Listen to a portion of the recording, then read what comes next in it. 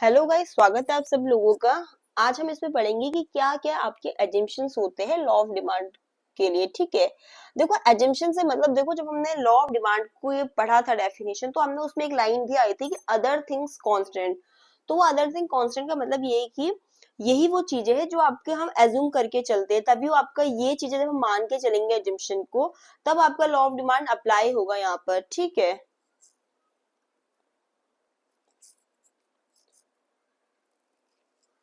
तो जो हमारा एक फ्रेज आता है वहां पर कि अदर थिंग्स रिमेन कांस्टेंट और कंडीशन रिमेन अनचेंज। ठीक है, तो वो बहुत क्रूशियल होता है जब हम डिस्कस कर रहे होते हैं लॉ ऑफ डिमांड को। तो वही ये चीजें हैं एजम्पशंस जिनको हम मानेंगे इस कंडीशंस में, तो आपका लॉ ऑफ डिमांड सही होगा। ठीक है, अप्लाई हो मतलब ऑपरेट करेगा, अप्लाई करेगा। अगर हम इन एजम्पशंस को नहीं मानेंगे तो कैसे वो चीज चलेगी। ठीक है, तो जब हम लॉ ऑफ डिमांड को पढ़ रहे होते हैं डेफिनेशन, तो उसमें हम जो चीज कहते हैं अदर थिंग्स रिमेन कांस्टेंट, तो वो चीजें आपकी यही है जो कांस्टेंट रहती है, या ये एजम्पशंस है। तो वन बाय वन करके जान लेते हैं। पहला ये हम एजम्पशन लेकर चलते हैं कि no change in consumer's income. ठीक है, समझ में आ गया कि हम इसमें ये एज्यूम करके चलते हैं कि कंज्यूमर की इनकम कांस्टेंट रहती है।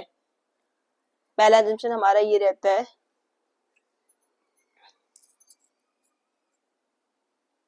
क्योंकि देखो अगर कंज्यूमर की इनकम चेंज होगी तो उसके डिमांड पे असर पड़ेगा ना, चाहे प्राइस चेंज हो ना हो।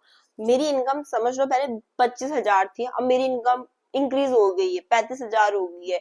तो पहले कोई चीज मैं नहीं खरीद पा रही थी, अब वो उसका प्राइस उस चीज का वही है, बट मेरी इनकम बढ़ गई है, तो मेरी डिमांड में कर लूं, मैं क्या बताऊँ उसके लिए चीज मैं खरीद लूं, मेरी परचेसिंग पावर बढ़ गई है।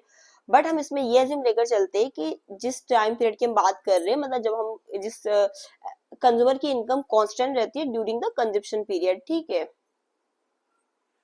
फिर हम ये भी मान के चलते हैं इसमें कि कंज्यूमर के टेस्ट और प्रेफरेंस में कोई चेंज नहीं होता, कि कंज्यूमर का टेस्ट प्रेफरेंस कंज्यूमर का कांस्टेंट है।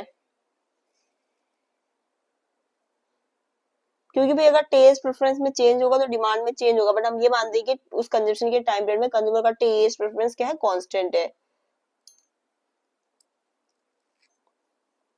फिर जो भी आपके रिलेटेड गुड्स होते हैं, रिलेटेड गुड्स मतलब आपके सब्स्टिट्यूट गुड्स हो गए। ठीक है, जिनको हम सब्स्टिट्यूट करते हैं, कॉम्प्लीमेंट्री गुड्स हो गए। कॉम्प्लीमेंट्री गुड्स एक दूसरे को कंप्लीट करते हैं, जैसे दूध, चीनी। ठीक है, दूध चीनी से मेरा मतलब है, सॉरी, मतलब कि जैसे टी हम बना रहे होते हैं तो दूध और शुगर चाहिए होता है ना उस समय, तो उसके लिए कॉम्प्लीमेंट्री गुड्स हो गए। या पेट्रोल और गाड़ी हो गए, ये कॉम्प्लीमेंट्री गुड्स हो गए।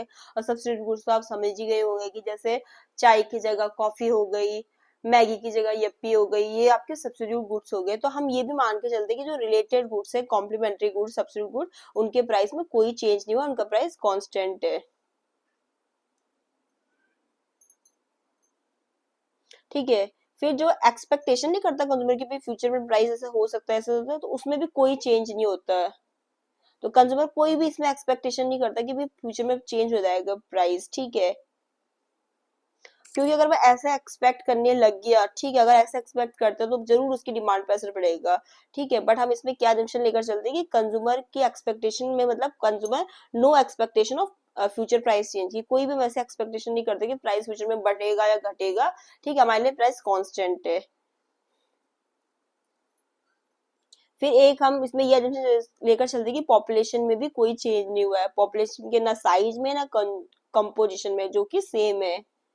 क्योंकि भाई अगर हम ऐसा अगर, क्योंकि सही बात है, अगर हमारी पॉपुलेशन ग्रो होगी तो डिमांड तो ऑटोमेटिकली इंक्रीज होगी ना।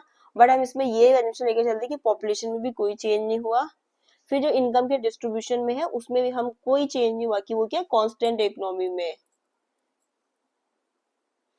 क्योंकि अदरवाइज अगर मोर इक्विटेबल डिस्ट्रीब्यूशन होगा इनकम का तो हायर डिमांड होगी, बट हम कहते हैं कि जो डिस्ट्रीब्यूशन ऑफ इनकम है वो कांस्टेंट है, उसमें कोई चेंज नहीं हुआ। फिर हम इसमें ये भी कहते हैं कि गवर्नमेंट की पॉलिसी भी कांस्टेंट है।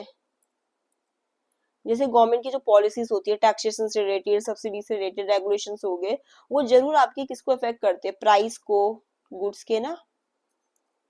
बट हम कहते हैं कि वो कांस्टेंट है, हम ये मान के चलते हैं।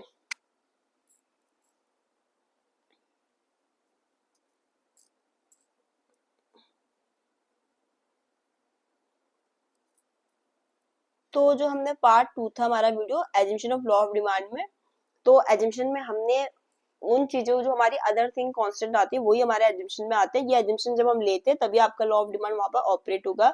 तो हमने उसमें यही एजम्पशन लिया कि कंज्यूमर की इनकम में कोई टाइम चेंज नहीं हो रहा, ना उसके टेस्ट में चेंज हो रहा, ना उस प्राइस जो है रिलेटेड गुड्स का उसमें चेंज हो रहा, ना पॉपुलेशन में चेंज हो रहा, ना डिस्ट्रीब्यूशन ऑफ इनकम में चेंज हो रहा, ना गवर्नमेंट की पॉलिसी में चेंज हो रहा। ठीक है, ये सब हम इसमें एजम्पशन लेके चलते हैं।